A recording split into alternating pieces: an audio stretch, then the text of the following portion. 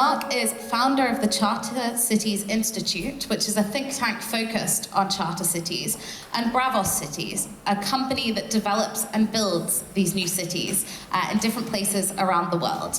And he's going to give us an introduction to the area of charter cities. Welcome to the stage, Mark Lutter. Great, thank you very much.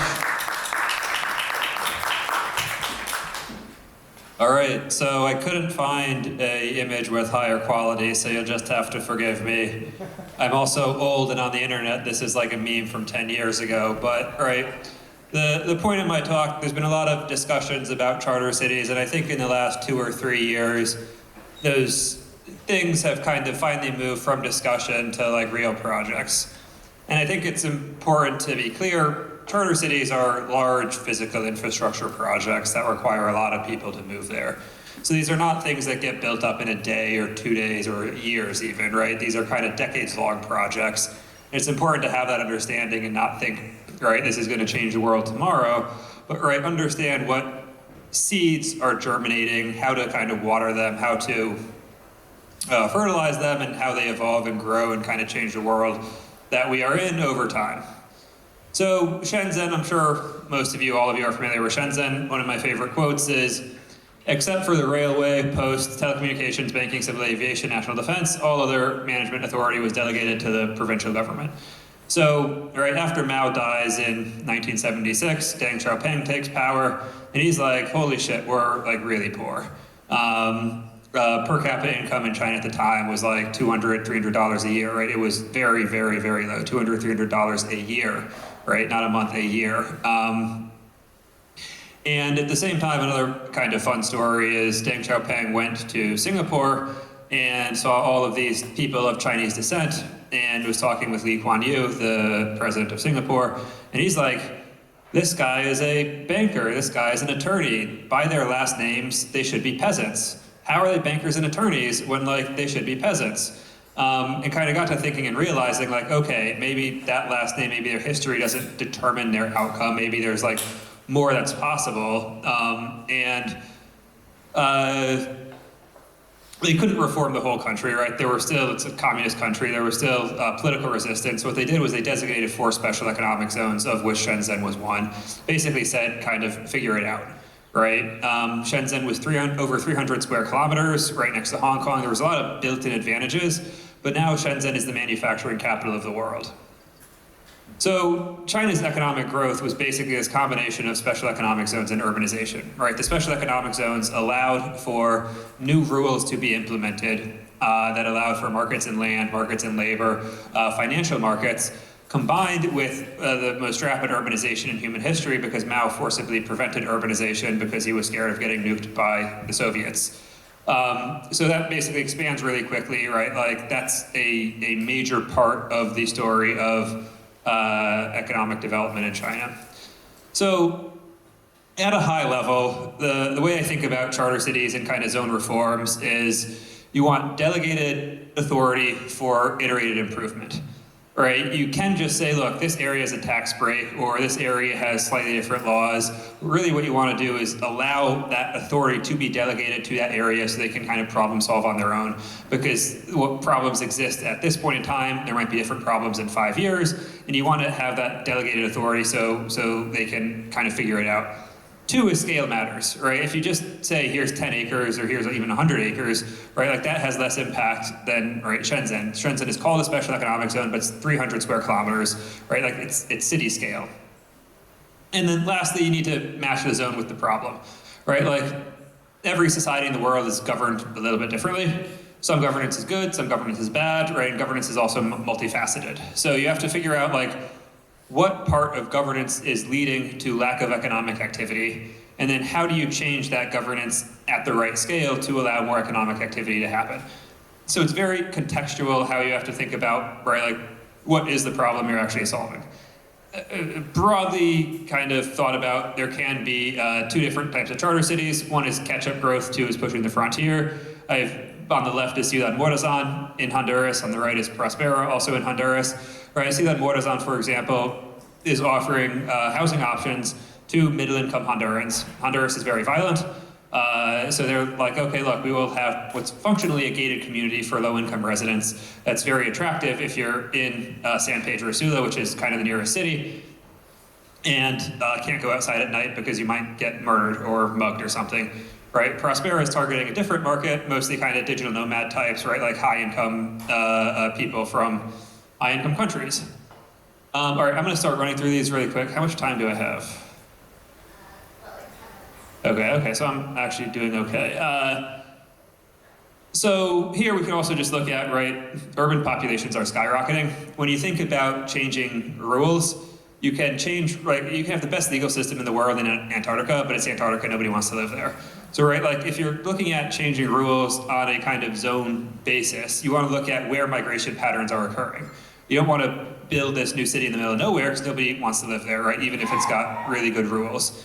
So most of this urbanization is happening in Africa and Asia, right? Africa is adding about 30 million new urban residents annually. Asia, probably about the same. The US, Europe, South America are all highly urbanized, so they're not urbanizing as rapidly, right? Another migration pattern that's worth paying attention to is like global south to global north, right? People want to live in the US, people want to live in Europe, but right now the US and Europe are increasingly restricting migration, making it harder for people to move there. So there's an opportunity to have charter cities kind of near the US and Europe that take advantage of capital markets, that take advantage of labor markets, might have a more attractive visa regime for people that otherwise struggle to get in. Okay, so here's why you might want kind of charter cities in a high-income country. These are just a bunch of headlines like quickly Googled and found that kind of speak to the ridiculousness of building stuff in the US and the United Kingdom. And right, these headlines aren't hard to find. Yeah, the tiny fish's mistaken identity halted dam construction. So here, you know, the Endangered Species Act, right, basically says if there's an endangered species, you can't like kill it or harm it. But then the question is like, what is a species? And so there's a big dam project in the 70s, and like they finally did genetic sequencing on this fish that was supposed to be endangered species, and found that it was not endangered, it was part of a larger species, and it was just like slightly different colored than this other fish that was genetically the same in like another pond 10 miles away. And right, like functionally this has meant like, right, the US, right, basically can't build large infrastructure projects, can't even build small infrastructure projects, right? Like Maui hasn't recovered. They're extremely slow in issuing building permits in Palisades in California, right? Like this is a pretty substantial problem that like we have forgotten how to build large infrastructure. So yeah, charter cities, new cities with better laws, right? We can talk about how there's this big aspirational thing, but like functionally I think of them as a public policy tool. It's like having better laws is good. It helps economic growth. It helps lower friction to transaction, to investment, to job creation, to entrepreneurship. And it can be very hard to change governance at a national level, but on a local level, it can be easier to change, especially if like there are few people living in that area. You can get much deeper reforms than otherwise possible. And so why cities? Like cities are important because cities are kind of the smallest unit that can have sustained economic growth. If you look at a town or a square block, that's not going to have sustained economic growth, even if you have the best legal system in the world. A city is important because, right, you want something that is smallest place where you can get deep economic reforms, but also large enough that it can really change the underlying dynamic, where you can come back in 10 years and with compound growth, it's a materially different place than it would have been otherwise without that rule change. So again, context matters. A lot of you are probably familiar with this image. The top is North Korea, the bottom is South Korea. At the top, there are no lights except for Pyongyang. In the south, there are a lot of lights. Why? Because the south is rich and North Korea is poor because of changes in legal system, right? They have the same people, the same language, the same history, and you have to think about all these things. Everybody, if they talk about charter cities, they're like, I want to build the next Dubai, or I want to build the next Hong Kong. There were very specific preconditions that went into Dubai and Hong Kong, which make replicating them, right, very difficult, if not impossible. Dubai, for example, was an entrepot in the Middle East when the Middle East was experiencing a massive resource boom. So you had huge, basically, wealth, the result of oil extraction, as well as many Middle Eastern societies being relatively repressive and not friendly to women, to large corporations. So they would go to Dubai to basically set up their Middle Eastern headquarters. All right, let me run through the rest of this. So theory of change, it's time to build. He's got a, okay, so quickly gonna run through some of the projects that are actually happening. Honduras, there are 2 live projects, Ciudad Morazan and Prospera. They've got an election upcoming. There's an ongoing dispute with the government. The opposition is probably going to win, and after the opposition, if they win, there's a question of like, can they cut a deal with the government that allows them to not be in a fight with the government, attract a lot more capital, build a lot more aggressively. This is a project I'm pretty excited about. I was just in Bahamas yesterday. It's basically now a charter city that hasn't been as successful as it could have been. It was set up in 1955, and there's the government's in a fight with the current owners, but I think there's the possibility to cut a new deal that allows new investors to come in to really accelerate the development. This one's exciting because it's really close to the US and it has scale. 70,000 acres of land is a lot. So you can really do a city scale development, not like a nice resort with different laws. We hosted the New City Summit in Nairobi this summer. We had 400 delegates. Cities Catapult, which was an accelerator. Another really exciting project, Trevor Island. They ratified this agreement with the government about 3 months ago. They have substantial legal authority on Trevor Island, they being a private developer group with Idris Elba, the actor, and Siaka Stevens, who is the grandson of one of the founding fathers of Sierra Leone. And so they've got this really good legal agreement, and now they need to create the legal infrastructure for the island, as well as to start figuring out what the business model, how do you get the first people to move there and scale up. You want to think about this potential 50-year time horizon. It's kind of Hong Kong of West Africa, but getting started is going to be really hard because it's a little bit remote. India, working with a local nonprofit on a special economic zone in Uttar Pradesh. I think really large special economic zone to allow for more electronics exports. Zanzalu, so John mentioned Zuzalu. Zanzalu is a Zuzalu spinoff we host in Zanzibar every year, so next year would be the 3rd year. It's in Fumba Town, one of these satellite towns. It'll be 2 weeks. We haven't picked the dates, but we'll probably pick them over the coming months. So that's a fun time. If you want an excuse to come to Zanzibar, this will be a good time to do it. Urban Expansion Company. So we have incubated this company to do large-scale urban expansion. Think targeting average Africans, so people making about $2,000 a year. How can we have a product that hits a price point that is affordable to them, because many formal housing options are much more expensive than the average African can afford. So this goes into figuring out who is the target market, what is the price point, how do you really engage them, and here we hope to have multiple projects, each with about 100,000 target residents, 25-year build-out times. The key to make this successful is phased build-out, to just really figure out, okay, how do you phase the infrastructure so you don't have massive upfront costs that make the project non-viable, but you can start generating revenue early and developing it. So we've got the African Urban Lab, which is a project of the Charter Cities Institute based in Zanzibar, teaching the next generation of economists, urban planners in Africa. They're doing their 2nd professional cohort starting, I think, in about a month. They did the 1st professional cohort last year. Freedom cities.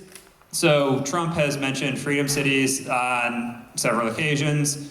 We're working with several other groups. There's an executive order that's currently under consideration and hopefully gets passed. So we're also working with several projects in the US that we think would benefit from this Freedom Cities legislation. The idea is, how do you create a legal framework that both parties can get behind that allows you to opt out of relevant federal regulations to kind of make this a little bit more competitive, help to onshore additional manufacturing, improve American kind of defensive production, which is a really vital issue these days. And lastly, just to conclude, the quote I like, "Make no little plans, they have no magic to stir men's blood." This is the, what's it called? In Florence. When they started building this, they didn't actually know how to build the dome. And so they were like started building it, and after building it for 20 years, they were like, oh shit, now we need to build a dome. They held a contest, and like finally somebody figured out how to build a unsupported dome, which was the first unsupported dome in like 1,000 years after the Pantheon in Rome. So that's just the fun story about taking long-term projects. So that's me. That's how to get in contact with me. My email, website, on Twitter. Are we doing questions? Great. Yeah, thank you, Mark.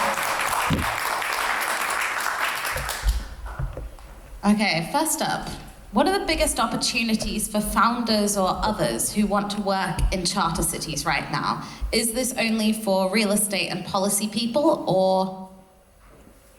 So it's not only for real estate and policy people. I think, I guess, high-level framing, I think the kind of standard Silicon Valley narrative of like hero founders is a little bit wrong for charter cities, right? These aren't really tech startups. These are more like very complicated kind of private equity deals.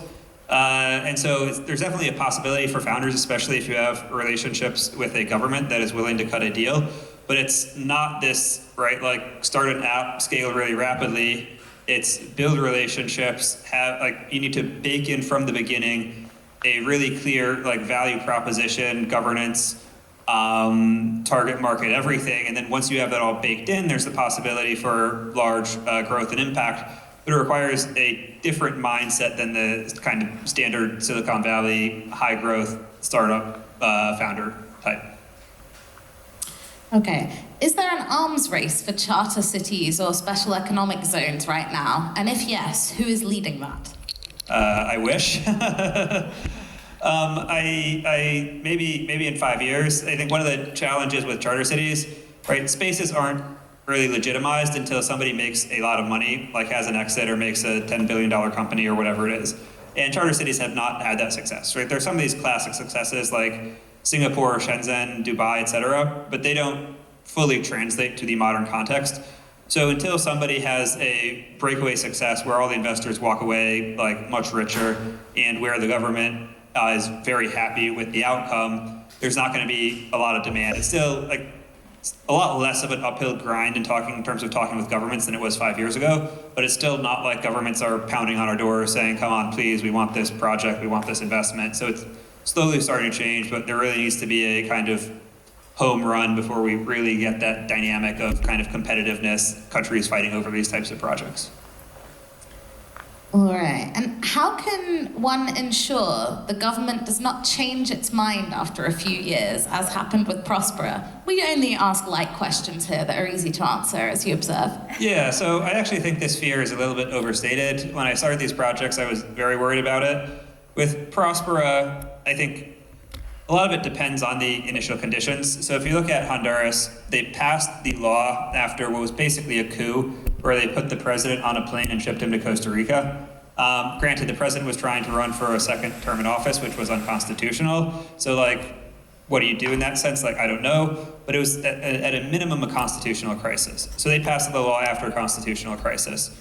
And it wasn't even the party that wanted to pass the law, it was like 5 people in the party. So that made the law like pretty easy pickings.